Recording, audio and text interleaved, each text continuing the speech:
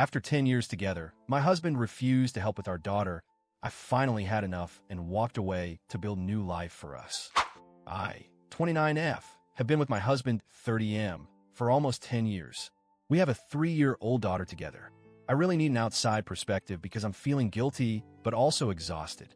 When our daughter was born, I was working full-time in an office job. However, I developed severe PPD, postpartum depression, and had to take leave.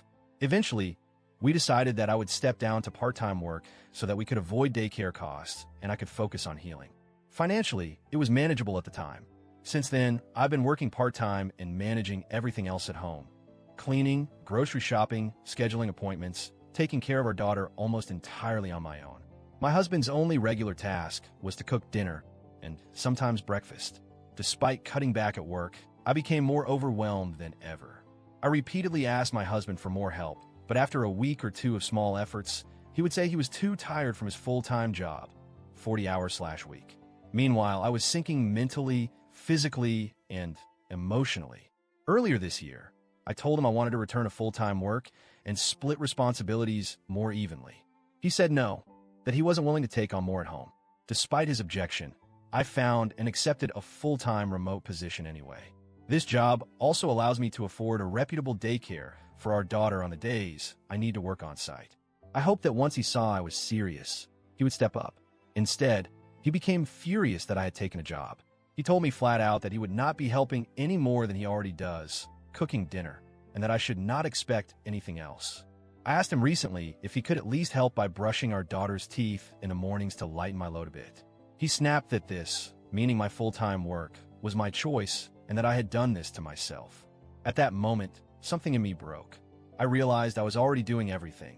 Working, parenting, cleaning, planning, and now financially supporting a home that's under major renovation due to hurricane damage without insurance.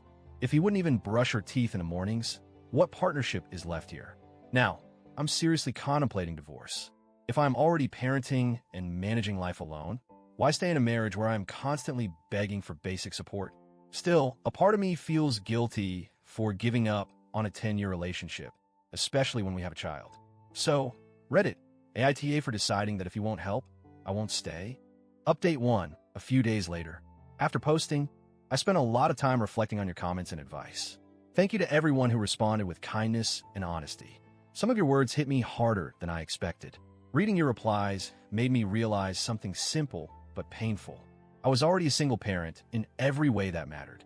The emotional burden had been crushing me for years. It wasn't just about brushing teeth or cooking meals. It was about the complete lack of partnership, of love, of basic respect. The past few nights, I watched him from across the dinner table. I tried to see if maybe I was being unfair, if maybe he was carrying burdens I didn't notice.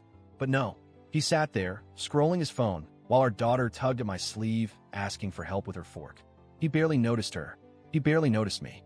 When I asked him if we could have a serious conversation about how overwhelmed I felt, he sighed loudly and said, "Here we go again." I didn't cry this time. I think some part of me had already stopped hoping.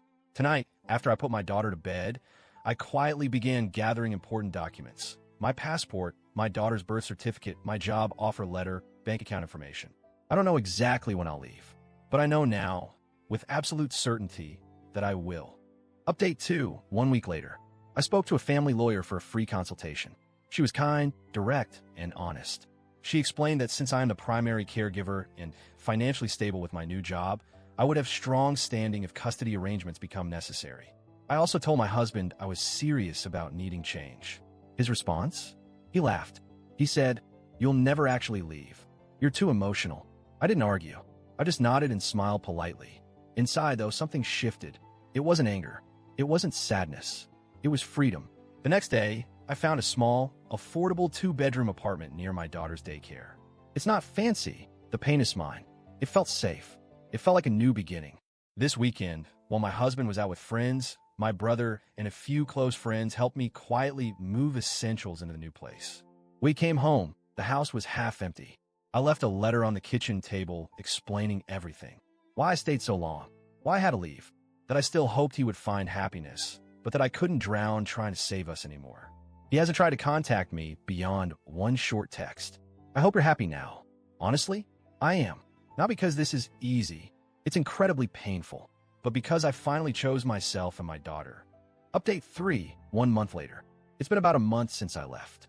The first few days were hard. There were moments after putting my daughter to bed when the silence in the apartment felt like it could crush me. But over time, something beautiful started to happen. I stopped holding my breath all the time. I stopped apologizing for existing. I started dancing with my daughter in the kitchen while making dinner. I started sleeping without crying myself to sleep. I started smiling real, genuine smiles. She's adjusting well too. She loves her new daycare. She has little friends now. At night, she tells me she's proud of me for making her a pretty room. As for my husband, he sent a few more messages. Some angry, some sad. But I don't engage. I'm not cruel. I just choose peace. I'm not sure what the future holds.